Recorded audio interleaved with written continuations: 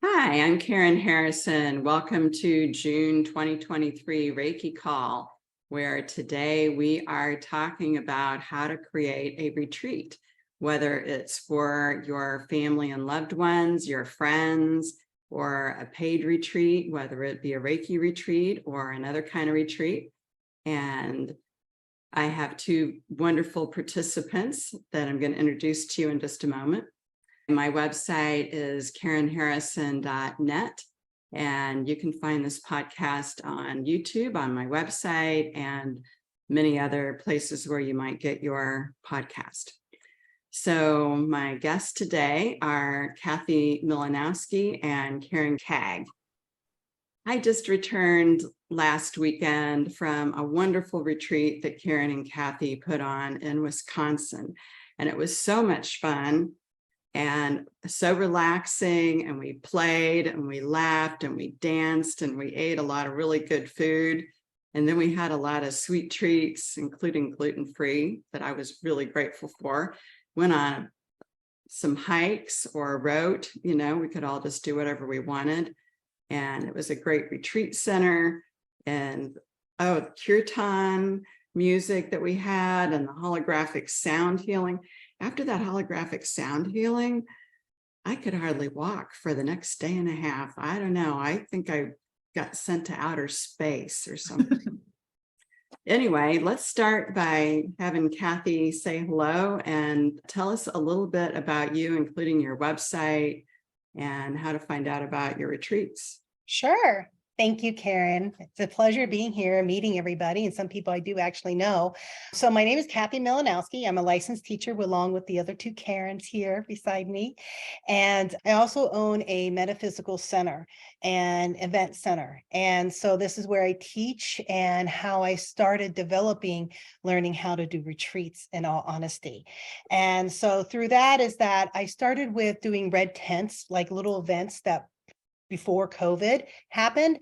I did red tents and did other little things, workshops that had like we were talking prior to this a couple minutes ago about crystal grid classes and just little workshops. And that's what I would do. I would create all these different little workshop, like metaphysical things, and start connecting with the community when I moved here. And so with that, I started getting asked to do retreats and to have people just sleep over my center. That's all they wanted to do, is sleep over the center and pow out with me for a little bit. And I kind of felt uncomfortable with that because my house is right about 32 steps from the center. And so with my family, everything, I was like, well, no, this is a nice thought, but no. And so I got asked this for about 8 years, between 6 to 8 years. And then after COVID happened, I decided I was the licensed teacher with International Center to Reiki Training. Karen Harrison is like my den mother. First time I ever traveled anywhere. I have high anxiety, and I went to Hawaii. And I met Karen, both Karens at the same time, and I just fell in love with them. So I had a connection with them. And then right before COVID hit, I remember that, right? I went to Hawaii 3 times in a row, and each year. And the last year, me and Karen Harrison asked me and Karen Caig to actually have a retreat, to lead it and to organize it. And so that gave me my boost of confidence. And after that, I asked Karen, I said, listen, I keep on getting told by spirit, I need to do these retreats. I need to do these retreats to help people in their heart space and all these caretakers there are. And will you do this with me? And she's like, yes. And so it was golden. And then we started forming it. In the first year, we've been doing retreats for 2 years now. And we actually, the first year we did it, we only had 3 months to get it together. And so the next year we had a whole year. And so we'll explain a little bit about that and those processes that we had. But it worked out, and it continued on, and it actually, spirits told me to do 2 retreats a year. And so now I have an upcoming retreat coming in this November, and it's a little bit less days. It's not with Karen, but each year me and Karen are going to be doing a retreat. And so we start developing these, and I'll let Karen talk a little bit more too, but you can find my information on Wisconsin, like the state, Reiki.com. And so my retreats are on the side and it has the list of all of our retreats and everything like that. So thank you. Thank you. Okay. And Karen, how do we find you all the way in Ecuador? I'm in Ecuador, but since time and space don't really exist, it doesn't matter, right? So I'm here. My name is Karen Caig, and I have been living in Ecuador for 2 months now. I traveled back to Wisconsin to do the retreat, and now I'm back home in Sudamerica. And I plan in the future probably to teach some Reiki in person in Spanish. But for now, I am teaching in English. I definitely have to, I thought people said, are you fluent in Spanish? Like, well, I thought I was. Yeah. So yeah, it's coming back slowly, but I teach online and I'm in Central Time Zone. I mean, I just dropped to another continent. That's all.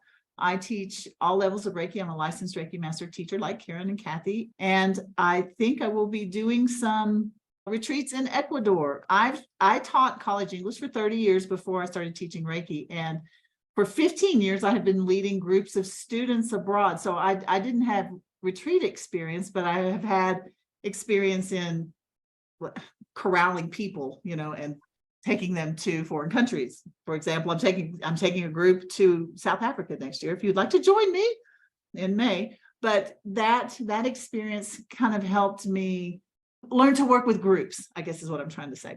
So I think I will be bringing people to South America, to this where I live in Ecuador. I live high in the Andes, about an hour and a half, 2 hours north of Quito, in the mountains with the indigenous people. I'm learning Quechua, and the energy here is just incredible. There are pre-Incan ruins around here, and it's amazing. So I think I'm going to explore, and we'll talk about this too, like how do you choose a place to go? I'm going probably next month to a place I found out about that has hot springs, and it's like sacred hot springs about 30 minutes from where I live. So, and there's also a retreat center there. So I'm going to go explore that and see if that'd be a good place for a spiritual retreat. So we're excited to be here. You can find me at reiki-institute.com, and also follow me on social media, Instagram, Facebook, and I'm happy to be here. Thank you for inviting me. And TikTok, right? And TikTok. Yeah, I haven't made many TikToks. That takes some time. But yeah, I do. I'm also on TikTok. Okay, and I get to be And YouTube. Karen's first guinea pig, right, for the Ecuador retreat. Try out Yes. all your activities. He's coming in on me. November. Yeah, we'll go exploring, Lucy. Yeah, well, that's going to be fun. Try it out. So I think you all have already kind of answered the question on how did you start doing retreats. I'm wondering, how do you decide what kind of retreat to offer? What's your intention? What do you want to do? Mine was definitely guided, and it said wellness retreats to help people. They don't have to be Reiki. They don't have to, you know what I mean? You might want to lead a Reiki retreat or a yoga retreat. That's like the big things. Yoga, if you could start looking at all the retreat places, you'll see a lot of yoga. That's real popular. There's all different kinds of retreats you could do. Yeah, the important thing, you may even be asking, like, well, why would I want to lead a retreat in the first place? There's a need for people to carve out some time for themselves. You might, if you are a Reiki teacher, you might start thinking along the lines of your students and maybe hosting like Heal the Healer kind of retreats, because so many of us in the Reiki business we're usually giving to others, doing for others, and we are not refilling our cup. And I don't know if you've noticed that among your students or your clients. If you're a Reiki practitioner, look at your clients. They come to you maybe once a month, like, oh, please give me Reiki. Maybe they need something a little more. So what you need to ask yourself is like, well, okay, if I look honestly at my clients and my students, is there something that I could provide for them to help them? And then that's like what Kathy said, like, what's needed? Do they need a Reiki retreat? Do they need just we did not do this one in Wisconsin as a specific Reiki retreat. We did it, and we didn't do Heal the Healers. We ended up with a lot of healers, but it was just a play, it was like rejuvenate, refresh. So ask yourself, like, what's needed out there? And then you don't have to go into it and have a 4 or 5 day retreat. If you have a place that you're practicing Reiki and offering people, you could do little retreats that they're there. I used to do them in the beginning. I would do a 3-day retreat, but people left and went home and came back for the day. You could do just 1-day retreat that, I know some practitioners will actually, before COVID, they invite like up to like 9 people into this one person's home, and they actually cook for them, and they had a meal together, and they meditated a little bit and stretched out, and they bought tickets. There's all different little ways that you can, slowly warm yourself up to developing even a larger retreat. And Boy, if that's you are a really good to teacher, know. yeah, if you're a teacher or a practitioner, especially if you're a teacher, people are so hungry for community. We've heard that over and over, haven't we, Kathy? Yeah. Especially at this last retreat, everyone was like, I'm so grateful just to meet some like-minded people. And so sometimes holding a retreat, it doesn't have to be something big and formal. You are just holding you might have like a Reiki circle, but but people even want more than that. They want to connect with other people of a like mind. And so you could provide that opportunity for them to be the central hub to bring people together and let them connect with others. I even did the curtain that everybody had at this last retreat. How I got connected with them is because they came, one's a student of mine, but they do these concerts, and they would do them at my center. And then I would have a Reiki share, or would have a Reiki share in the beginning, and then have some kind of music that we sat there, and it was like, spiritual. And that's how I got into curtain music. And so I brought all these experiences, things that I enjoy, I brought them to the retreat. I'd never experienced a kirtan myself. That was my first one, and I was like, I love it. Oh, I thought it was marvelous. That's my favorite kind of music. So that was great. So one of the things that you're saying is you didn't do the retreat yourself. Alone. You had a few other people come in and provide some activities and help. And you talked about how you could start with just even a half-day retreat or a whole day retreat, and offer something that or bring in someone to provide the activities and just be the gatherers. So that kind of answers the question of how would you start? Yeah. Mm-hmm. And it depends.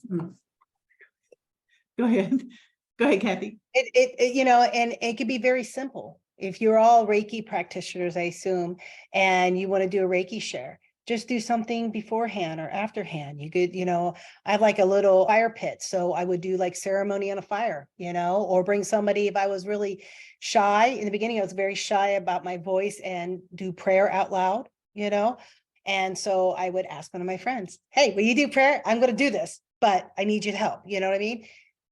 No one even noticed, so it's like, allow yourself to adventure and have fun with it.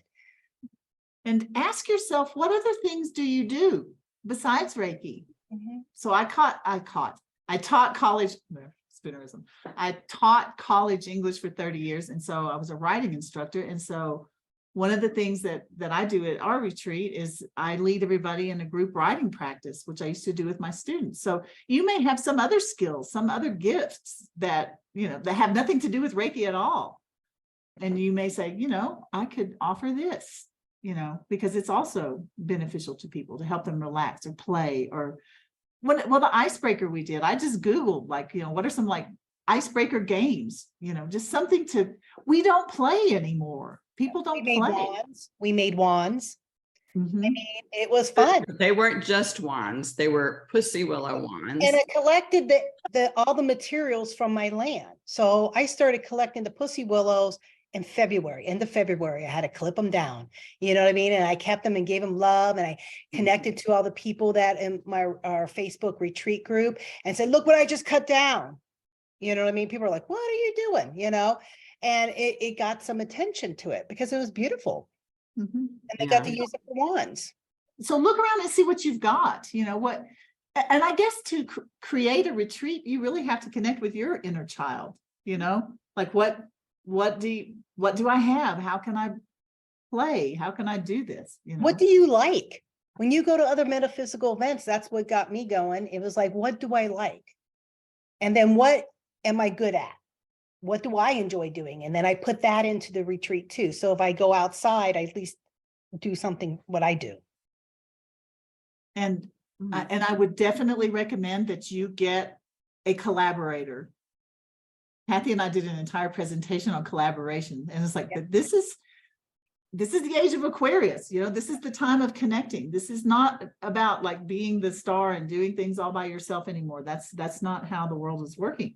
So reach, and it makes it so much easier. You know, you don't have to know how to do everything. Right. And having at least another person doing the retreat, you know, if somebody's like, oh, I just can't, you know, like I can't chop another piece of cheese, I don't know, whatever, you know, but somebody else is there that can come in and They help. got your back. They have your back. You know, And it's better. The retreat's better having two or three different energies collaborating.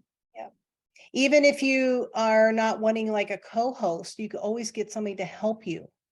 That's what I'm doing for my fall retreat. I got a helper, the one that baked all those delicious things. Yeah, she's a friend of mine, and she said, I would love to help you. There we go. I got a helper that helped me do whatever I need. And one thing that I love what Kathy's doing is that, and you can do this, look and see what kind of talent is around you. And when you bring them in to help you with your retreat or your whatever that you're doing, you're featuring them, you know, you're helping their business. And that's always a good practice to empower other people, their business, and then they help you with yours.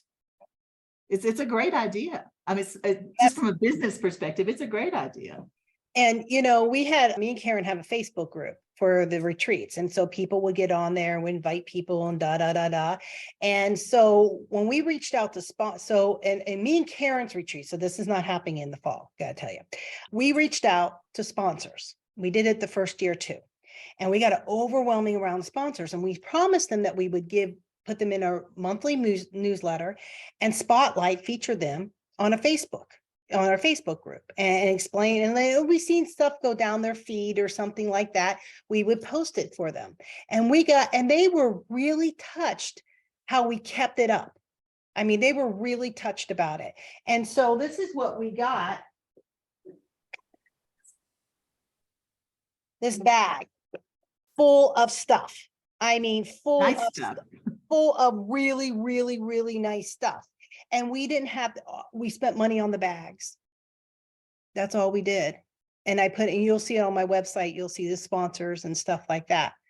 And so I that's one of my gifts. I know how to do website stuff. So I'm able to put that up there for free, kind of deal. So, but things like that could be kind of creative for you. You know what I mean? Even if it's just one little thing and somebody donated, you could really step up and they see you working hard for them. So most likely the people who sponsor us this last year, if we ask them for the next year, they're probably going to be like, yeah, now, did they get business from us? I don't know yet, you know what I mean? Kind of deal, but we do ask kind of deal. Yeah, there were a lot of nice gifts, and that was fun, including prizes. Yes. Maybe next year you can have a prize for the Pussy Willow roasting competition with the teeny weeny marshmallows. That was funny. That was funny. And, and we understand, we kind of, the first year I did the retreats, I listened what they wanted, so they said something about they wanted to do oracle cards. So I put one of my things I did this last retreat is I had an oracle card workshop. I listened also for just little different things that they wanted to do. They wanted to go over the gift bags because the first year we kind of didn't. Oops, okay, we learned, right? We only had 3 months. But in the beginning, we went in circle and we did the gift bags. And then we said, okay, let's put this on Facebook saying thank you to the sponsors going through each one, right? So it kind of all worked out together. We try to, but it does take time and practice and listening to what everybody's saying. We get review forms we just sent out each retreat so they could do a review so we know what they like. Do they like the holographic sound stuff? You know what I mean? Are they okay with that? Should we do that next year, or should we do another theme? Mhm. You know, for the wellness retreats, it's all about wellness that me and Karen doing, you know, in the summer, but it's not set themes. You know, and that's our flavor, because I like to see what spirit brings and says, hey, what do you need, you know, for that group at that point in time. We've got a good question from Rebecca. If you want to go ahead and ask it question, Karen. It's like, how do you know what to price your retreat? Well, It's yeah, good. so yeah, that was a question that I had for them. I was trying to get those in, including how do you find the space for it and how do you know what to look for? So there you go. There's 3 questions. Yeah, those are important. Well, we were just sort of playing through it, weren't we? The first one. Well, I knew the retreat place, because remember I was told 6 to 8 years ago. So I actually did the legging. I did a search for retreats in the area. And then I went and looked at the retreats, like just on the line, just to see what kind of flavor they had, because you get a lot of religious places that will do spiritual retreats, but sometimes you might not want that flavor in the bedrooms and stuff. So you want to look at the rooms, you want to look at, you know, the whole retreat itself. And then when you find something that you kind of say, okay, I like the feel of this, or I like this vibe, or at least the look of it, then you go and visit it. You know what I mean? There's all different kind of places. There's places that have a retreat site, you know, have rooms in the whole retreat itself, like me and Karen had. There's retreat sites that Karen was talking about, like little rooms outside. They're called hermitages. And so they're like little cabins. A lot of retreat sites will have that, you know, spiritual retreat sites. So you have your own little cabin kind of deal. You know, some have water, some don't. Bathrooms you have to maybe share or whatever. There's all different kinds, but that's the hard part.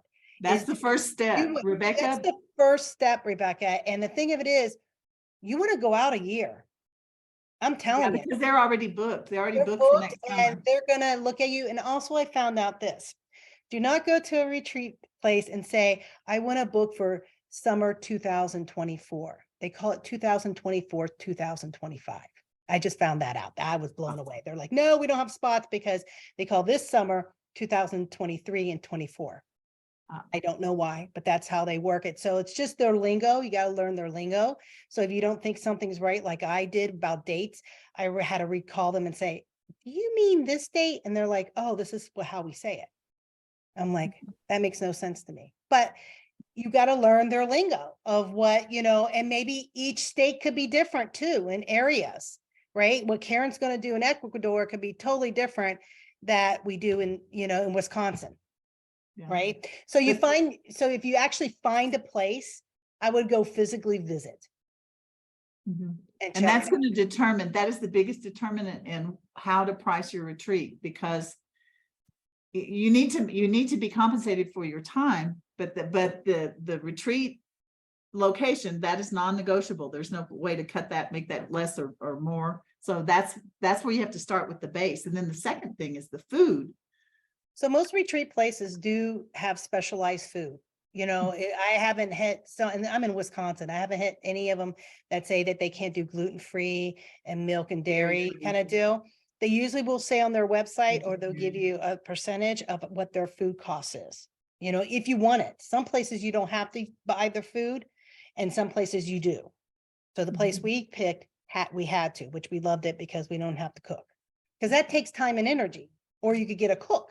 You know, like some people rent out homes, right? That's a big thing. Like if you have under 10 people, you rent out a big house, and, you know, and everybody You cooks could and do stuff. that. You could Yeah, do that. Airbnb and then cater in some food. I did do an in-person class in Arkansas where she had a big Airbnb. Everybody stayed there because I didn't want to do that. And she catered in food. So you could, I mean, that's another option. You could do that also at a hotel if you had, like, you know, people could stay in the hotel rooms and you could have the conference room. You know, there are lots of different options. You get the retreat place. And after you find the retreat place, you're going to have to look at, I usually make a little grid and find out how much the rooms cost, right? Or the places. You might have 5 different ways that people could get different beds, you know, so you have to put those out there. I'm going to show you something in a minute. And then you put, you know, if what the food costs, you're going to have to think about a lot of things. Gas getting there. you don't want to pay for it yourself, right? You don't want to pay for this or this or this. You have to start thinking about your day when you get there, how you're going to get there, what's it going to cost, all these different things, like Karen, she flies in from Ecuador. You can't forget that price, right? You know what I mean? Kind of deal. So what if you have to rent a car? What if you get this one place? You know what I mean? So you have to put that in the price. You have to put in what you're going to do. How much do you want to make a day per person? That's how I break mine up. Mhm. And Like then what makes it worth your time? what makes it worth your time? First of all, are you doing a retreat for 10 people, 5 people, 30 people, 100 people? And then you figure out, okay, then I got my place. Then how much money per person do I want to make on? And then you start adding those up. How much costs are going to be? Are you going to get bags? Are you going to make goodie bags? Are you going to, do some cake, special desserts like I did? You could get crafty too. I mean, I did a trade for all the baked goods. I did a whole bunch of Reiki. And so that that's what you want to do. So you can really work with what you're working with, but you're going to have to lay out everything. And you're going to probably have to look over again and say, this is what this costs. This is what this costs, It's also a good reason to have 2 people. Right. at least. Okay. Printing out print stuff for your flyers or something like that. That's going to cost money. I remember Karen saying, what about the ink? What about the paper? What about this? All that stuff costs money.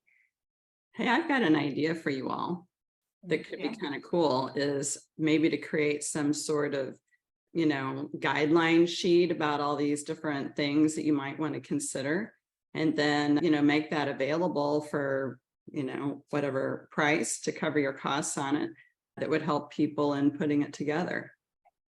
That's a good idea. Because I bet there's a lot of things, like I can imagine your first retreat, if you don't price it right, you could end up even losing money. You sure can. Right. You sure can. I think that would be. We didn't make much that first time. Yeah, I didn't think so, because it was a super economical thing. And when you start adding in all the things that you want to provide and, this and that, and it does add up. Yeah. And that's, and I've talked with Kathy too. When you think about what kind of a retreat do you want to do? I mean, so our heart is really for people, like I said, maybe who don't have a lot of money, but they really, really need some rest and relaxation. Sometimes it's taking off of work for 4 days, that's costing them money.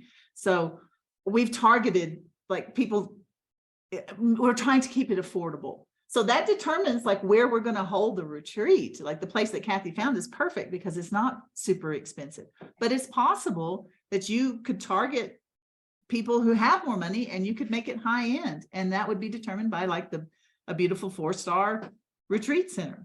Ours was more like a camp. They had to strip their own beds at the end, but you could make it higher end. It matters what you want to do. Ours is more natural. I like naturalistic kind of things, go out in the earth outside. Crafty. There's, trails and stuff like that, but whatever kind of flavor you want. So I wanted to show you guys something. Let's see if I could do this. All right. So this is my first retreat with Karen Harrison and them. We were in Hawaii. And so that's why I put up there. So since we do I do 2 retreats, I'm just showing you, this is our last retreat, me and Karen's, okay? Maybe. What happened, Karen? Oh, that looks like it's July 2024. Oh, because I'm already updating. I'm trying to update. Good. So we did some website, but what I wanted to show you is that we put what is there. You see how it has these little notes, 4 days, 3 nights, all inclusive. We explained in little words as possible what you're getting, the highlights of the retreat. Now, the next one is I'm a little savvy with websites, but not completely, but I could do this. And so we want people to fill out a registration form because they're sleeping over. And a lot of these people are going to have new roommates they don't know. So we ask kind of questions like, what kind of temperature do you like it? Do you snore? Do you have CPAP machines? Things like that. We ask. Are you an introvert? Are you an extrovert? Kind of things like that. So, and then over here, we actually went and evolved this year, and we did offer day passes. After we got booked completely, we started offering some day passes, which we got 2 people that came in that we wouldn't have had before. And so this is where we put these day passes, and all you have to do is click on it, right? So here's the rooms that you looked at. So so our rooms were a triple room. That means 3 different beds, a double room with 2 beds, or single. And so what they did was, I'm not sure if this will work now, but okay. So they actually would just go ahead and click on that, and that's how they would pay for that. Okay. And so you can do this on your own. We did, So And- now it's like the event. So I gave everybody a little bit of what's going on. What can you do? What are you going to see at our retreat? And so I just kind of like told them what day it's going to be on, all these different little things that we did. Okay. So I just offered those kind of things. You guys can see this on my website anytime, you know what I mean, kind of deal. And it just shows pictures of us, what the rooms are, so people get an idea of what's going on. Okay. Same. So I changed my retreat. I wanted a little different than the summer retreat with Karen, because I don't want people thinking a little differently. And so all I did was put the highlights, travel info, events, how to click there, what to expect, and just made it really, really simple, and some pictures of the area. Okay. So Rebecca has asked, how do you advertise for a retreat when you're first getting started? I think Facebook is great. We did Facebook Lives. We made videos and put it on YouTube talking about it. We did. We went on a couple social medias and went live. And oh, we went live on Instagram. That was the first time I ever went live on Instagram. I'd never done that. And we were just like, yeah. So here's 2 things. So they actually get like 12 to 14%. All right. So this is a little tricky. I just put it out for this last retreat because you have to get approved. And so here's one called Retreat Finder. All right. So here's my retreat. This one here I did free. And because it's free, it only shows this part, but it goes to my website. It tells you what it is. All right. But it doesn't do like it could, right? If you paid money. I'm pretty cheap. So we're about saving money. Yeah, we're about because we don't want to charge a lot of money. Right. So here's another one. It's called Book Retreats, which I really like this site. I've actually got to talk to a couple people already from my upcoming one. And so this one, I forget the percentage, but it's like 14%. And what I did was I only put my 3 bedrooms in here. So you can't go lower this. So they have some things. These sites will say you can't have a lower price somewhere else. Okay. They also, some of them want you to give a gift bag, like it's an extra incentive to go onto the site kind of deal. And this one here is on a promise. If they actually get your retreat and they came from the site, they would like to have the money. That's how they do it there. So, but if you look at it, this is a little bit nicer, right? And it's coming out, and you get to, it takes a little bit of time. It took me a couple hours to write all the stuff down, but this one's kind of nice. And it just goes down, and you could go into, look, it goes interested in retreat already. So that's a couple places that you guys can choose to, let me stop share. You guys can choose to pay somebody else to advertise it for you. But I mean, if it gets in front of more people, it's worth 14% of your price. Yeah. I think it'd be easiest just to start with the people that you know. Exactly. But it matters how big you want to go. Me and Karen wanted to branch out really well. So that's how we started off. But yeah, I would go to people, that's how me and Karen did it. We have a pretty good followings in social media, and we've been Reiki teachers for a while. And so we just, people start asking, they're hungry. They're, like I said, they're hungry for community and for a break. Yeah. Mm-hmm. And what sort of activities do you find to be people's favorites? They really like that writing circle, believe it or not. That's not everybody. Jackie's giving it a thumbs up. As far as healing, it's only I give them a prompt, and they start writing. They have to write for 10 minutes, which doesn't sound like very long, but then your hand feels like this, and then they have to read it out loud. And there's something about that process. It pulls up deep stuff. And I'm always surprised at the healing that takes place. And the other rule is you can't say anything. So people read this deep, disturbing, horrible things, and then you're just like, next. They really like it though. It works. What else they like? They like They a lot. like they like stargazing. They like stargazing, and we didn't even put that the first year, and it just automatically people started doing it. So it's like, look around, where are you going to be at? dancing. They like hiking. The dancing, the hiking, the sound, music. I think everybody, we're still getting results back from this last one, but it just seems like everybody seems to be, they like the activities. They like it that we don't pressing them to do the activities too. That's the other thing. We have quite a big an activity list, which we Yeah. do. We give them a menu, which we got such good response from that we gave a menu, because a lot of places don't do that. Did the place follow the menu? It kind of got messed up, but I told people, you just don't know. You can't, I'm not the cook. So I did that. We also did an outline of what the day is going to be like. When they came in, we made sure that they felt comfortable and safe. So that's why we gave a goodie bag. Everybody likes yummies and stuff like that on their bed. That was even got me a blanket. I did that. She knew I'd be cold. Because I love you very deeply. Ah. So I got you a whole bunch of little next stuff. But yeah, so it's like you can get, and if it's a smaller retreat, you can get like a little intimate, like I did with Karen, as I bought her a special blanket and stuff like that. That could be your little present. You know what I mean? You could put it on their beds or where they're going to sit or whatever it is. It helps them make them feel like, oh, this is nice. Who doesn't like a present, right? Something from the heart.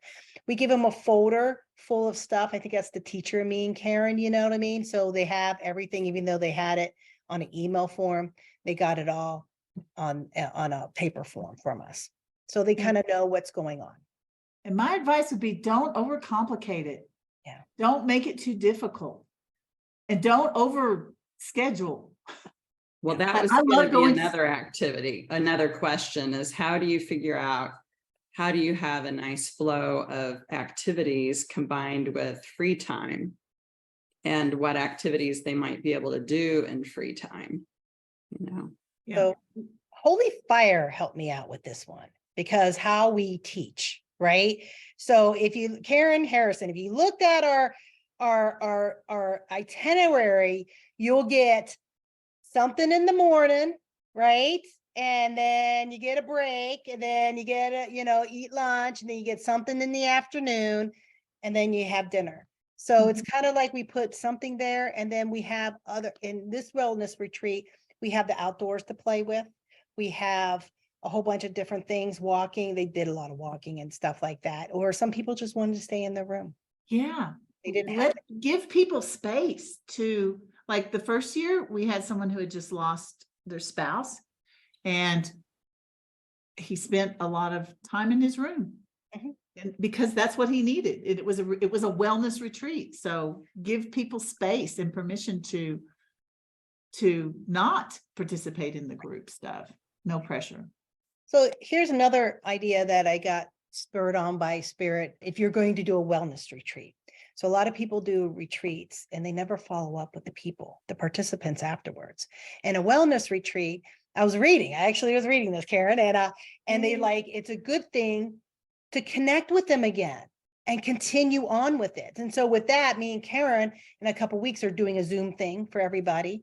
And then I'm going to offer my carriage house area, my place, for people to meet up in person if they wanted to for one day, I'm actually letting them sleep over too. So it's kind of, you want to make sure that if it's wellness and it's truly wellness, connect with them afterwards. It's important on their things, because who hasn't, raise your hand, who hasn't went to a retreat before? Okay. So it seems like this happens to the retreats I've been through. The energy is really high. You start releasing, and by the end of the time you're there, you don't realize how you're at, you're cleared, your vibration's very lifted. And so you kind of come down afterwards. And that's why there's the wellness part. Not everybody's like that, but a lot of times you'll be like, wow, I'm crashing a little lower, because what happens is the vibration doesn't stay like that, but it will be higher than it originally was, but you do lessen out a little bit kind of deal. And so you want to make sure that everybody's okay. You want to make sure now it's with social media, you guys could just do a free group, Facebook group, and with all the participants, and just ask them, how you doing today? What's going on? You know what I mean? You don't have to be the therapist. You should just, give that space, because that's what you're being as a host. You're giving sacred space, right, to the participants. I think that's a good thing to point out. What about all the crazy different dietary needs? I mean, if you're like vegan and vegetarian and paleo and food allergies and sensitivities, how do you deal with that? We just made sure that was one of the primary considerations in choosing the place to have the retreat is, can you meet these dietary, because we knew we were going to have dietary fluctuations. So yeah, like me. Yeah. So Karen, so let's say it's a little retreat. Like I'm having a little one. I told everybody they could sleep over my place, right? And I was talking to Karen about it. And she goes, you don't want to get in the mix of it. Tell everybody to bring their own lunch. Bring your own lunch. I do that at my Reiki classes because they come and stay it's like a retreat type setting. So they eat, but there's not a lot of places in my village to eat, to get food. It's like a fried chicken place across the street and the gas station. That's it, So, I tell them, bring a bag lunch. So you could do something like that too. Just say, because of dietary needs, everybody bring their own lunch. Yeah. It'd be easy to do a 1-day retreat and just have everybody bring a sack lunch and make it like take 1 day. And so as a retreat leader, you are just the holder of sacred space. That's the main thing. And you make a plan, but then I can't remember if this was one of the questions, but Kathy and I, we go with the flow. We have our schedule, but if somebody is like having a release and crying or something, we're like, well, sorry, it's time for lunch. You got to kind of go with the flow. Right. So yeah, just keep it simple. Hey, now, didn't you all have a very cool video that you wanted to share? Yes. Pictures. Yes. So this is just a little bit of, this is our time. We just made it up today. Thank you, Karen, so much. And it just shows a little bit about our last. Yeah, it's just a little two-minute video.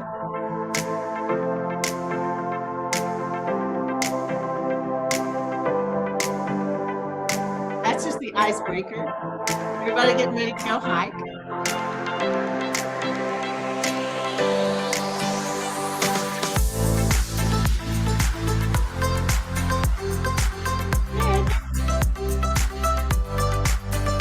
We had a lot of Reiki practice.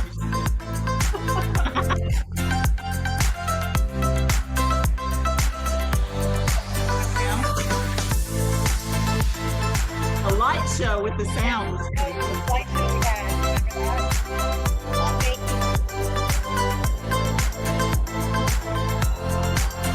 There she is. There's Jackie. I love Jackie.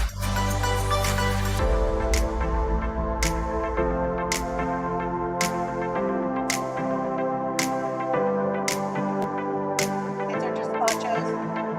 Got the spachos. Wand ceremony. There's like just poncho. Isn't that beautiful? I love that. It's beautiful. I was trying to take a picture. That's why I'm standing on a chair.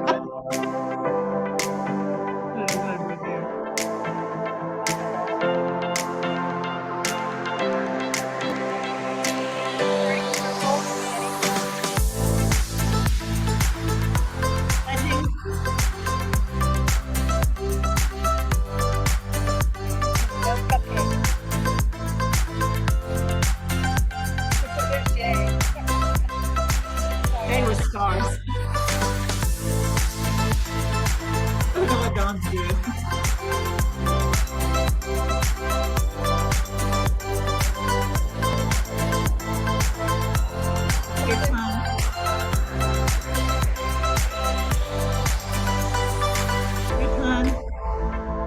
takers. We're healing.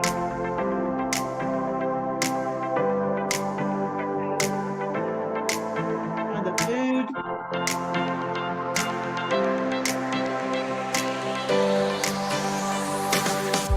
Just hanging out and talking. So it's easy to find like that kind of a retreat center because there are a lot of, they do like summer camps for kids and stuff. And so it's cheaper and they're used to working with different dietary needs and that space, they let us move chairs around and we just kind of kept it relaxed so people would have their own time to connect with each other. You know, I have been to retreats where there's so much scheduled that there's no time to really talk with other people. It's always all presentations, you know, which is nice, but that's it. That's an educational retreat. Right. So you decide what you want. Well, I thought they did a fantastic job. I had a great time. I felt so loved and nurtured and welcomed and it was just so much fun, you know, the silliness and playfulness that we had. And, you know, even for me not being an art person, I felt okay making the Pasiwala wand and the despacho. I just asked Reiki to help me because I thought, I don't want to be a sourpuss about this, but I have really no artistic talent. So It wasn't about that. Oh, do you want to share what happened when you were creating your despacho? I don't know if you want to share. Oh, that's right. That was so cool. So despacho is just a gratitude thing. And I decided, well, you know, I've been building my house for 2 years and I really wanted to just offer gratitude to my ancestors for the beautiful lake house that I have that I'm sitting in. And so I had Reiki help me and I thought of my mother and someone across the table started singing my favorite. Raindrops on roses and some kittens. Yeah. I know. And that was my mother's favorite musical. And I just started crying. I was like, oh my God, you know, somebody's channeling my mother. Here she is, you know, letting me know that she's, you know, seeing this and feeling the gratitude. So yeah, that was very cool. Yeah. beautiful times. Beautiful times. Well, I wonder if other people have questions. So Yeah, Wanda has a question. She said, what was that exercise where the two people were facing each other? So I made a mistake. It was like speed dating. That was Kathy's idea. She said, let's do like speed dating. I'm like, oh, okay. So, so we had 2 rows of people. I should have had one row be still and then the other one move. I had them just move like a conveyor belt. So not everybody got to ask questions, but I came up with 20 questions. Like what were some of the questions? Like, what's your favorite color? yeah, what's your favorite color? Or, you know, like, What's your full name? what's your Yeah, full just name? Do you have a little- nickname? Yeah, just, and I only gave them like 1 minute Mhm. or yeah, I mean, 2 minutes maybe, but then they'd have to move to the next person and they really got to connect with each other. Yeah. So That was a sure win. And Spirit told me 3 days before our retreat, before Karen came, I was like, Karen, do you mind if we switch something? Yeah. You know, but it was a really nice, just Icebreaker. a nice icebreaker. Yeah. Mhm. and you could just Google, you know, fun icebreakers and look for something. Yep.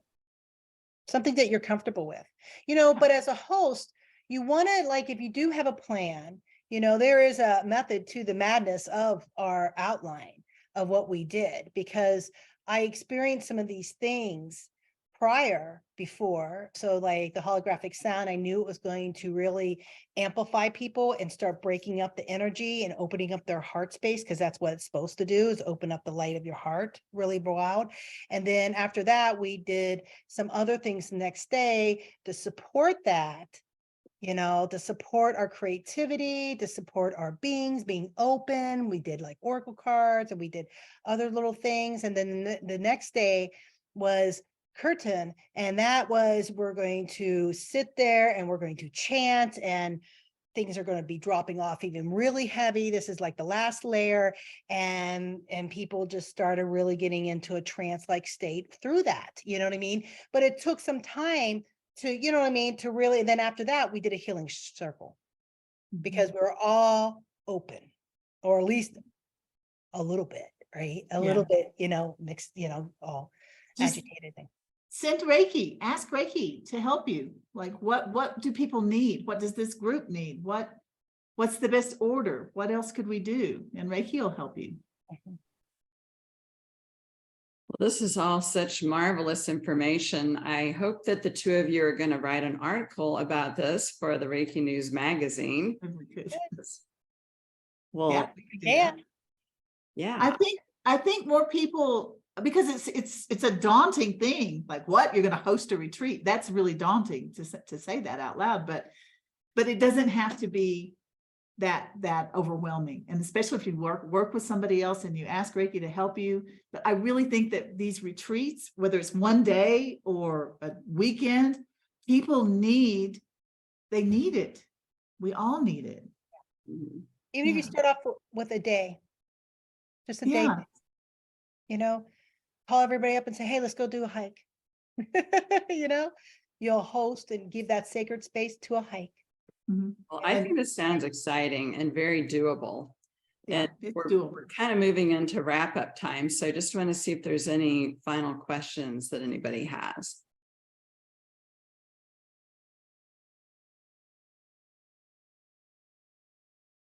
Okay. Cindy, you have a question?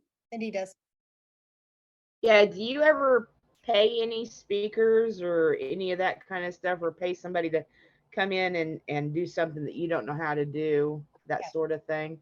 Yes. Yeah, I even paid people that I know what to do. That's what Okay. happened from last year to this year. I had some holographic sound practitioners that I'm one too, and I just didn't want to bring all my bowls, my crystal bowls, and I didn't want to do it. I wanted to be the host. And that was me and Karen both said we felt so great after the end. We didn't feel like we were working completely. We were able to get a little love, right? Cool. Yeah. Our And I first just have year. Oh, wait, I'm going to give you this idea since you brought that up. Our first Go ahead. year, I work with a coach who does human design, and we invited her to do a human design workshop, and she got everybody's chart together, and then she gave a presentation through Zoom because she was in Phoenix, and she didn't charge us anything, but she did it for free because then she got clients from our participants. So if you know somebody like that could give a presentation, just, so that they would get exposure or possibly get clients. Mhm. And then that's also, somebody said it, this last thing, having people from the outside instead of me and Kathy doing everything, it made it look more professional. And he said it felt like more value. Yeah. So that's a good, thanks for asking that. And we Thank got you. to join in on it with them Yeah. instead of being the leader. We got to be with them, and that's important. That your people that are participating is that you're not always the leader, that you are there with them, at that moment, kind of deal. Yeah. Yeah, because I would think that is just a lot of energy to hold, to be on for several days at a time, from morning until late at night. And I can't do it. I could not do it. I mean, Kathy's, well, because of human design, I don't have any sacral energy. I can't keep going like Kathy does. That's why I partner with Kathy. Mhm. But having somebody else lead a few activities then gives you a little bit of Yeah. break. It gives you a break. Yeah. It gives you that moment to be with everybody. Yeah. And you That's special. may be surprised who is anxious to come speak at your retreat. Yep. So ask That's around, exciting. think about it. Well, thank you both so much for all this great knowledge and information. I appreciate you all so much. So Kathy is at wisconsinreiki.com. Look for her fall retreats and the retreat that she and Karen are offering next summer in Wisconsin. And Karen is reiki-institute.com. Look for her retreats with Kathy, as well as in Ecuador coming up, where Karen, what sort of activities do you think you're going to lead in Ecuador? Probably going to be more earth-based, shamanistic sort of stuff. Not ayahuasca though. No, I don't have any interest in going to the rainforest because it's too hot, but it's probably going to be more sacred energy meditation, going to sacred sites, because I like going to there's some places I found already. It's like, oh my gosh, what is this? And I'm asking like, ¿qué es eso? And we found this stone circle, and I said, it's a calendar. She said, yeah. I'm like, okay. So yeah, they're places I'm discovering. So it's probably going to be like going to different areas and just absorbing that energy. And connecting with nature, going to see the volcanoes. Yeah, I live in Volcano That's why we have hot springs. So hot springs and maybe going on a boat ride on the lake. Or the Yeah. volcano. Laguna Cuicocha. Yeah, that's pretty fun. Yeah, that sounds Sacred waterfalls. Yeah. Ecuador is an amazing country. If you didn't Yes. know it, it's amazing. So that will be wonderful. And I can't wait to be your first guinea pig for that and, try it all out on me. Anyway. Don't say guinea pig here because they eat them. Yeah, Oh, that's your source of meat, Karen. Yeah, that's yeah, don't say I'm her guinea pig. oh, good to know. Maybe I'll be bringing my bone broth. Yeah. Oh, I would definitely bring your bone broth. Okay, well, thank you all so much for joining me, Karen and Kathy, and thank you to all the participants. And let me know what other topics that you would like to have covered, and we'll do them at a future Reiki call. And my website is karenharrison.net. I look forward to connecting with you again. Thanks and much love. Hugs to everybody. Mwah. Okay, bye.